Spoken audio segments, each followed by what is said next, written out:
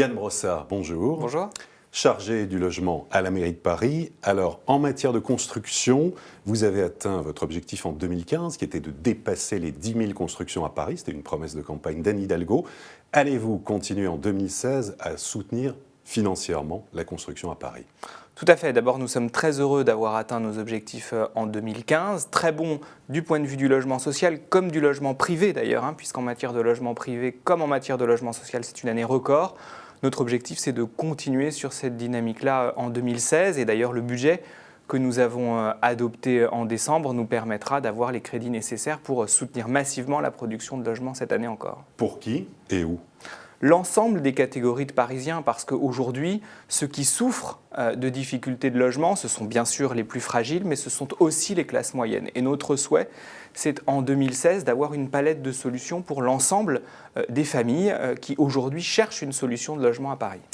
Que vont devenir les 114 000 chambres de bonne qui sont inoccupées à Paris ? Bon, ce sont des logements de moins de 9 mètres carrés. C'est l'APUR, l'atelier parisien pour l'urbanisme, qui a révélé en fait qu'il y avait près de 114 000 logements vides. C'est effectivement un potentiel considérable et on ne peut pas accepter que dans une situation où on a tant de difficultés de logement, on ait autant de surfaces vides.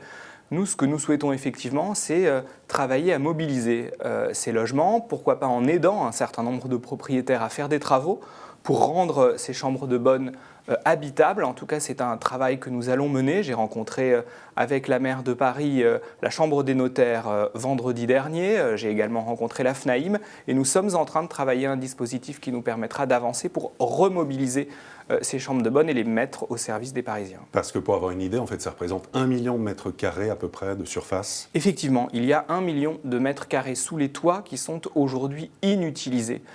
Et donc, on a du travail à faire parce qu'évidemment qu'il y a des travaux de mise aux normes à réaliser parce que ces chambres de bonne, souvent, ne correspondent plus aux normes de confort qu'attendent les Parisiens. À propos de logement, à Paris, vous avez besoin des investisseurs privés. L'un des effets en fait, pervers, on peut dire, de l'encadrement des loyers a été de faire fuir des investisseurs, de reporter en fait, leur investissement sur la banlieue parce qu'il n'y avait pas d'encadrement des loyers. Pour certains, de ne plus mettre leurs biens en location.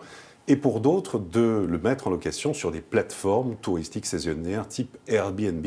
Ça devient un véritable business. On parle de 60 000 logements de ce type, 20 000 totalement irréguliers.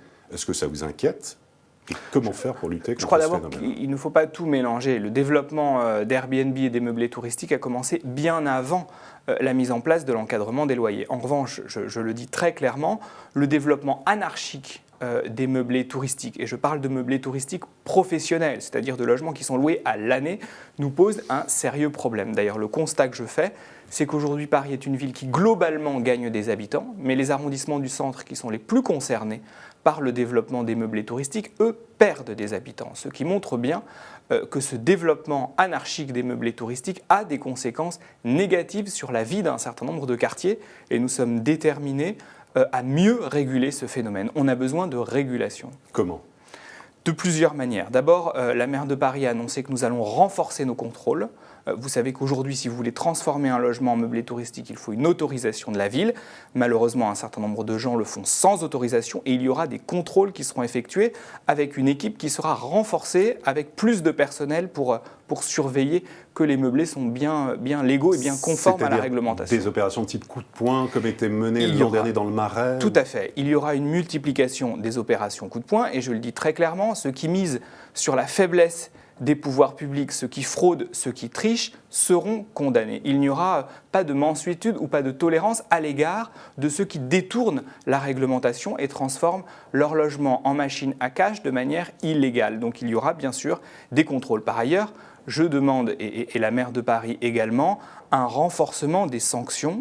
Aujourd'hui, les sanctions financières sont trop faibles et il serait bon que l'État les réévalue pour rendre ces meublés illégaux plus dissuasifs lorsqu'il y a constat d'illégalité. La ville de Barcelone a mis en place un logiciel pour essayer d'avoir les fraudeurs. Est-ce que la mairie de Paris va faire de même ? En tout cas, nous souhaitons travailler avec Barcelone et avec Madrid, avec d'autres villes qui sont confrontées au même phénomène, New York aussi. D'ailleurs, il est assez révélateur que toutes les grandes métropoles sont confrontées au même phénomène et donc nous devons nous organiser ensemble pour mieux réguler le développement de ces meublés touristiques. Nous sommes déterminés à le faire et nous allons nouer des contacts avec ces collectivités pour travailler de concert sur cette question. Donc pour 2016, c'est un engagement fort. C'est un engagement fort que la maire de Paris a d'ailleurs annoncé dans ses vœux et nous sommes déterminés à avancer sur cette question parce que c'est le visage de notre ville qui est en question derrière cela. Est-ce que nous voulons que nos villes soient encore accessibles aux classes moyennes, aux familles, ou est-ce qu'on veut uniquement en faire un parc à touristes? Moi, je veux que Paris soit encore une ville qui soit faite pour ses habitants. À propos d'accès, justement, depuis 3 ans, les prix de l'immobilier avaient tendance à baisser légèrement à Paris. Les notaires, dans leur dernière note de conjoncture, ont indiqué que les prix repassaient la barre symbolique des 8 000 € par mètre carré pour un logement ancien. Notamment 4 arrondissements dépassent même les 11 000 €, 1er, 4e, 6e, 7e arrondissement. C'est une fatalité? Comment faire baisser les prix? Ça n'est pas une fatalité. Je pense qu'il y a 2 leviers majeurs pour réussir à mieux réguler les prix. D'abord, il faut produire du logement et en produire davantage. Et nous sommes, par exemple, en discussion très serrée en ce moment avec l'État pour dégager de nouveaux terrains et produire à nouveau du logement massivement. Mais deuxièmement, il nous faut produire du logement moins cher. Et c'est évidemment une question majeure. Et nous avons signé une charte anti-spéculative avec les acteurs de la promotion immobilière pour faire en sorte qu'on maîtrise mieux les prix de sortie des logements que nous construisons. Et c'est une voie sur laquelle nous allons avancer. Par exemple, à Saint-Vincent-de-Paul, qui est la prochaine zone d'aménagement parisienne, dans le 14e arrondissement, nous allons veiller à ce qu'il y ait des prix d'accession maîtrisés et à ce qu'on ne soit pas à 15 000 ou 20 000 € du mètre carré, comme on l'a vu dans un certain nombre de zones dans les années passées. Quelles sont, pour terminer, les dernières grandes opérations emblématiques? Qu'est-ce qui va sortir de terre cette année 2016 à Paris?